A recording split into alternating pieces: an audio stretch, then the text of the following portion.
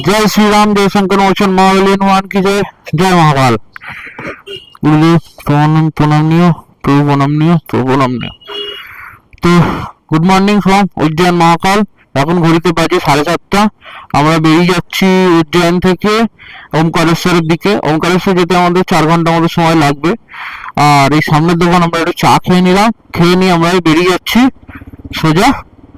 জয় মহাকাল। আর দেখা হবে কোনো এক সময়। বাপরে বাপ, এ তো কাদা প্যাস্টেজানি হয়ে গেছে রে ভাই। আমার অফরোড গাড়ি চলে যাবো, চাপ নেই, কিন্তু এখান থেকে তো আমার গাড়িও ঢুকবে না, আটকে যাবে পুরো।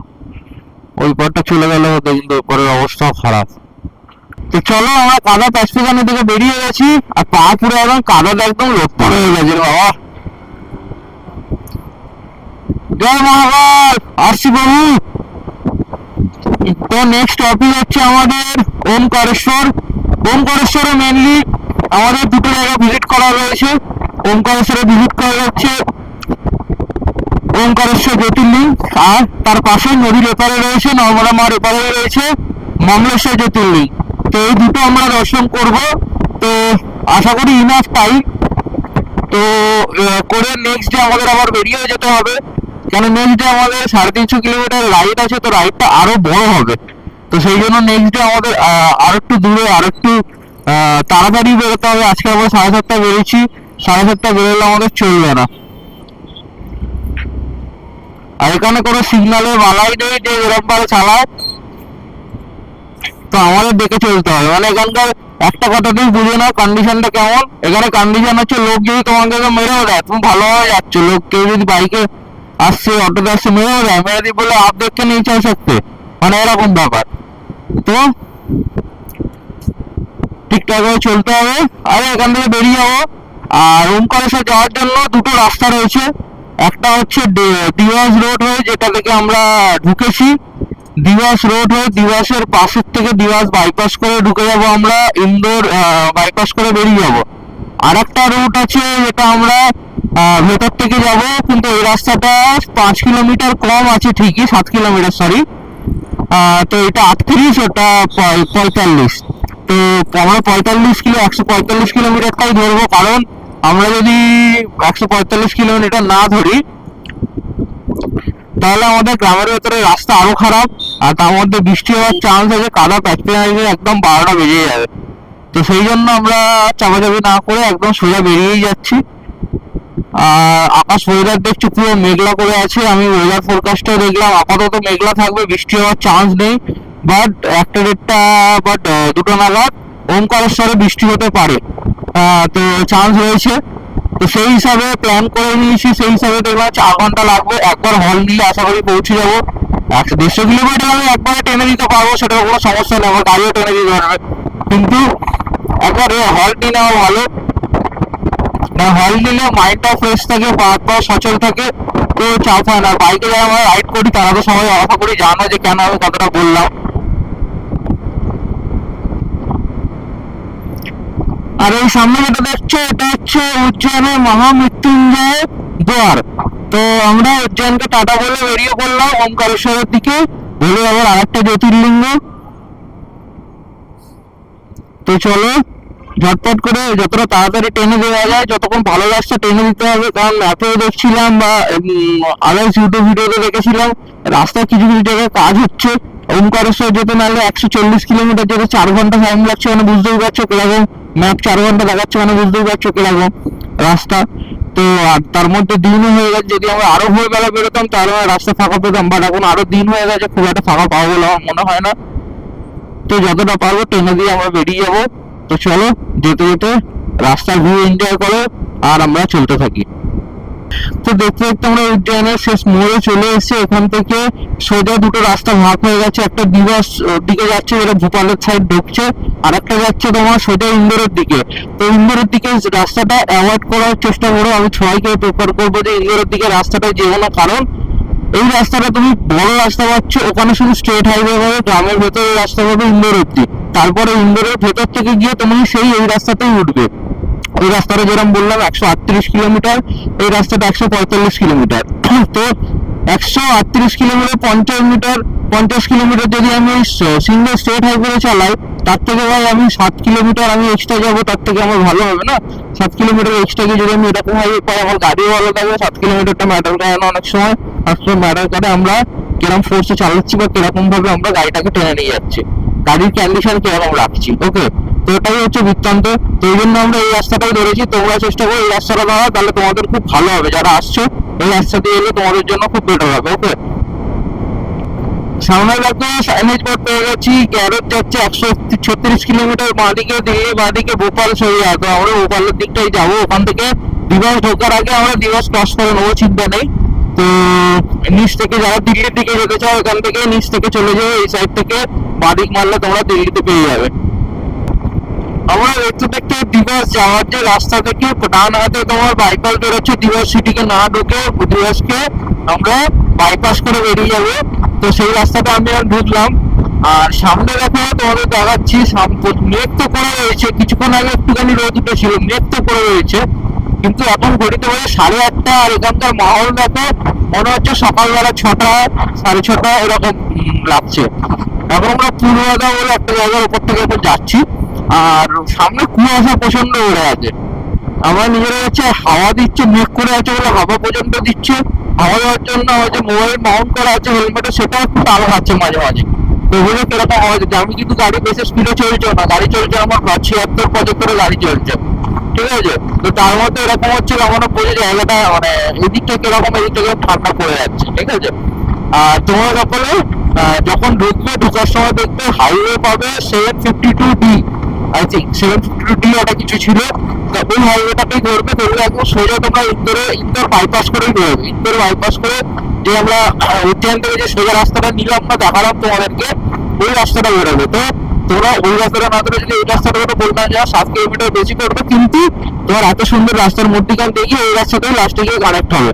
তো চাপের ব্যাপার নেই, আরামসে যাবো, একদম ভালো রাস্তাতে গাড়ি চালাবে, টুক করে চলে যাবো, কোনো চাপ নেই।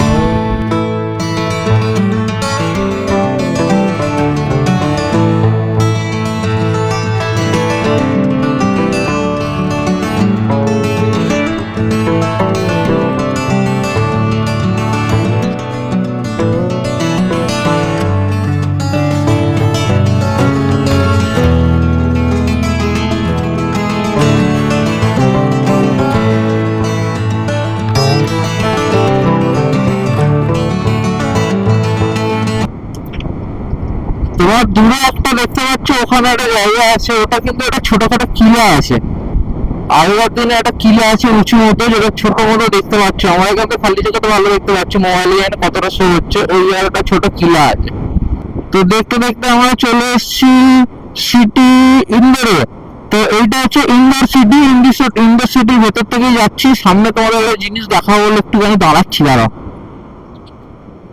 এটা দেখো, অমেক সিটি 1, এখানে কত সুন্দর এটা ম্যানুফ্যাকচার করা আছে, ঠিক আছে? অমাক্সি সিটি 1। তো আমরা চলো ইন্দোর থেকে বেরিয়ে যাচ্ছি, আর ইন্দোর বাইপাস করে বেরোচ্ছি আমরা। ইন্দোরের বাইপাস, তো ইন্দোরের সেরকম কোনো রাস্তা নেই, শহরের ভেতর থেকে একটুখানি রিং রোড বলে যে রোডটা রয়েছে, ওখান থেকেই যেতে হবে। তো আমরা সেটা দিকেই যাচ্ছি। আর যদি প্রপার ইন্দোর সিটি বলতে চাও, প্রপার ইন্দোর সিটি হচ্ছে আমাদের ডান দিকে প্রপার ইন্দোর সিটি। আর এই দিকটা হচ্ছে তোমার নর্মাল, ওই যেরকম আমাদের সল্টলেক টাইপের এরিয়া যেরকম হয়, ওই এখানটা সেইটা হচ্ছে এই সাইডটা, যেটা দিয়ে আমরা এখন যাচ্ছি। তো প্রপার সিটিটা তোমার ডান হাতে। চলো ইন্দোর সিটির ভেতর থেকে যাই, আর সিটির সম্বন্ধে তোমাদের একটুখানি রাস্তাঘাট কেমন কি বৃত্তান্ত একটু বলে দিই। তো এই ব্রিজটা ওঠার আগে বাঁহাতে একটা রোড পাবে, যদি বাঁহাতে রোডটা থেকে ঢোকো তাহলে তোমরা উজ্জয়নের দিকে ব্যাক করতে পারবে। ইন্দোরের ভাবনগর আছে, ভাবনগরে যেতে পারবে। আদারওয়াইজ সোজা গেলে তুমি মুম্বাই সাইডে যেতে পারবে। তো আমরা সোজা মুম্বাইয়ের দিকে নিয়ে নিলাম, কারণ এদিক থেকে গিয়ে আমরা ইন্দোরের মেন ওই বাইপাসটাতে উঠবো, হাইওয়েটাই, যেটা আমি তোমাদের উজ্জয়ন থেকে বেরোনোর সময় বলেছিলাম। ওটা থেকে কানেক্ট করে তারপর আমরা ওমকারেশ্বরের দিকে রওনা দেবো। আর এখানে আবার একটুখানি ব্রিজ সংস্কারের কাজ চলছে, তো এই জন্য এখানে আবার একটুখানি জাম পাবো। ইন্দোর থেকে জাস্ট বেরোলাম, ইন্দোর থেকে রাস্তায় ঢোকার সময় যেরকম জাম পেয়েছি, বেরোনোর সময় পেয়েছি, কারণ দুদিকে ধরে ব্রিজ তৈরি হচ্ছিল। আর আমরা সোজা চলে যাচ্ছি, ওই উপরে যে ব্রিজটা দেখতে পাচ্ছ, ওভার ব্রিজ, ওইটা চলে যাচ্ছে আগ্রা আর মুম্বাইয়ের দিকে, বাট আমরা যাচ্ছি ওমকারেশ্বর, ওই জন্য আমরা নিচের রাস্তা নিয়ে নিয়েছি। নিচের রাস্তা থেকে আমরা সোজা গিয়ে মোড় থেকে বাঁ হাত মারবো, তো বাঁ হাত মেরে আমরা ওমকারেশ্বরের হাইওয়েটা পাবো। ওমকারেশ্বর এখান থেকে আর 68 কিলোমিটার দেখাচ্ছে, কিন্তু দেখাচ্ছে 2 ঘন্টা 12, মানে আমাদের হিসাব মতো অ্যাজ পার গুগল স্পিড মানে করতে হবে 25-26 কিলোমিটার প্রতি ঘন্টাতে। তো সেই জন্য মানে তার মানে এটাই বোঝানো যাচ্ছে যে রাস্তা কতটা জাম হতে পারে, রাস্তা কতটা খারাপ হতে পারে। তো যেখানে কি প্যাচ আপডেট আছে সেটা তোমাদের তো অবশ্যই দেবো।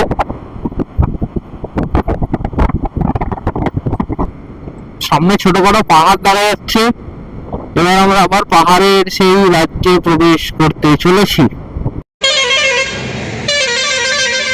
বন্ধুরা, এখন আমরা ওমকারেশ্বর যাওয়ার পথে পাহাড়ের এই ঘাট রোডের কাছাকাছি দাঁড়িয়ে আছি। কারণ ঘাট রোডটা দাঁড়ালাম কারণ হচ্ছে একটু ভুট্টা খাবো বলে। সকালে ব্রেকফাস্ট করিনি, আমাদের ভুট্টা চলে এসছে।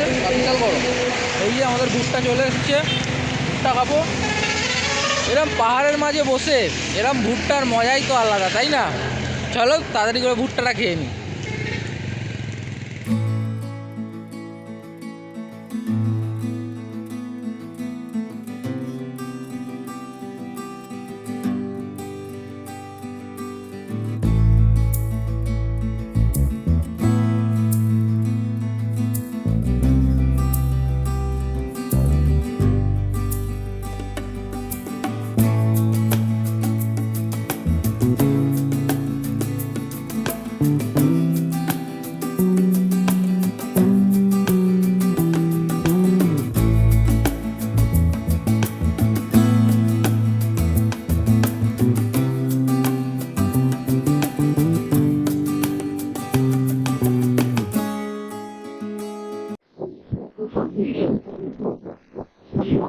এটা হচ্ছে মা নর্মদা, মাতা নর্মদা এখান থেকে প্রবাহিত হচ্ছে, দেখছো? ওখান থেকে দেখছো একটু কত বড় লাগছে।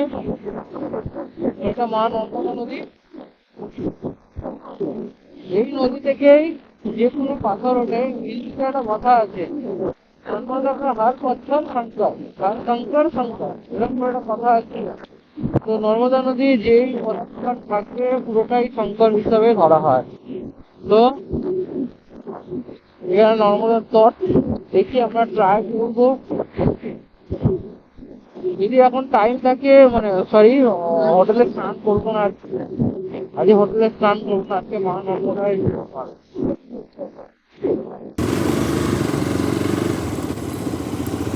तो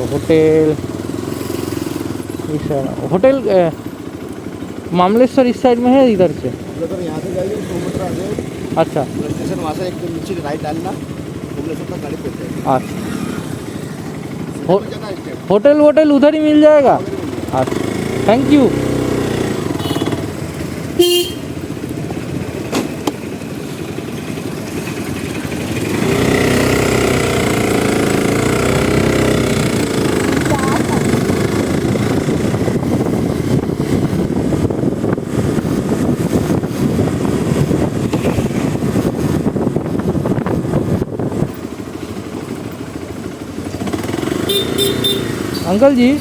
अंकल जी बोल रहे कि आसपास यहाँ पे होटल कहाँ मिलेगा? आगे है। अच्छा, ठीक, थैंक यू। जय श्री महाकाल।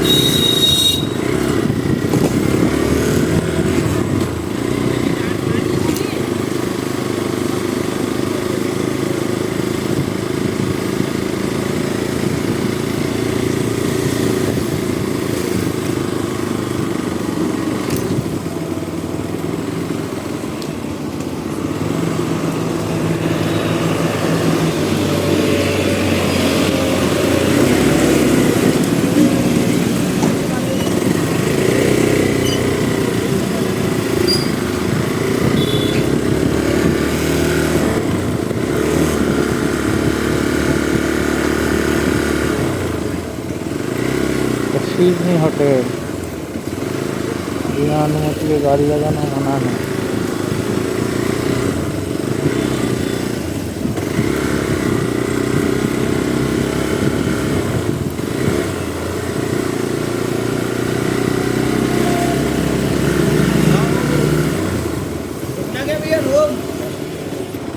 होटल वगैरह चाहिए क्या आप लोगों को?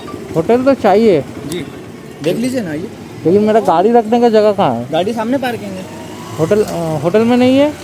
सर, नीचे पूरा पार्किंग नहीं है, बाकी इतना रहने का है। ये सामने 3 सेट लगा, एक फिकर पार्किंग लगा, तो कोई दिक्कत नहीं वहाँ पे, तो एकदम सेफ पार्किंग है वो। तो वो 10 बजे के बाद बंद भी कर देते हैं। हाँ, ये गेट बंद कर देते रात में, खुला नहीं रखते, बहुत एकदम सेफ पार्किंग है। इससे बराबर होगा, इसमें कोई सेफ पार्किंग भी नहीं है। बेफिक्र मेरा 3 सेट में लगेगी, 10 बजे बाद बंद भी कर देते वो लोग। बहुत अच्छी पार्किंग है। तो पार्किंग का कितना चार्ज लेता है 50 रुपीज़ पूरा दिन के लिए? जी। হ্যালো বন্ধুগণ, আমরা ওমকারেশ্বর চলে এসেছি 12টার সময়। তো একটু হোটেল খোঁজাখুঁজি করবো বললাম, হোটেল খুঁজে নিয়েছি, হোটেল পেয়েও গেছি সামনেই। রুমটা মোটামুটি ভালো। তো মোটামুটি কত দাম নিল? 800 টাকা। তো 800 নিল আমাদের। বলছে শুক্র শনি রবি 3 দিন প্রেশার থাকে, তো ওই জন্য শনি রবি সোম একটু প্রেশার থাকে, ওই জন্য রুমের রেট একটু হাই হয়। তো রুমটা তোমাদের একবার দেখিয়ে দিই। এই হচ্ছে আমাদের রুম। সামনে এখানে নর্মাল একটা রয়েছে আয়না, মিরর, এখানে টুল রয়েছে, ডবল বেড, এসি রয়েছে, 6 নম্বর রুম। টিভি আছে বাট চলে না, বাদ দাও।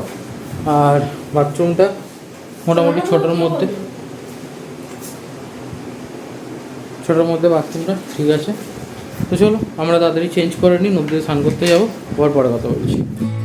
এই এপিসোডে তোমরা সাক্ষী হলে আমরা কি করে মহাকাল থেকে ওমকারেশ্বর পৌঁছালাম।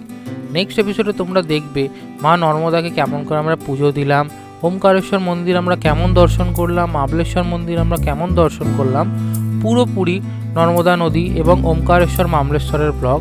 তার জন্য চ্যানেলটাকে সাবস্ক্রাইব করে নাও, আর নেক্সট ভিডিওর জন্য রেডি থেকো, খুব তাড়াতাড়ি আসতে চলেছে। ততক্ষণের জন্য টাটা, দেখা হচ্ছে নেক্সট এপিসোডে। Thank you.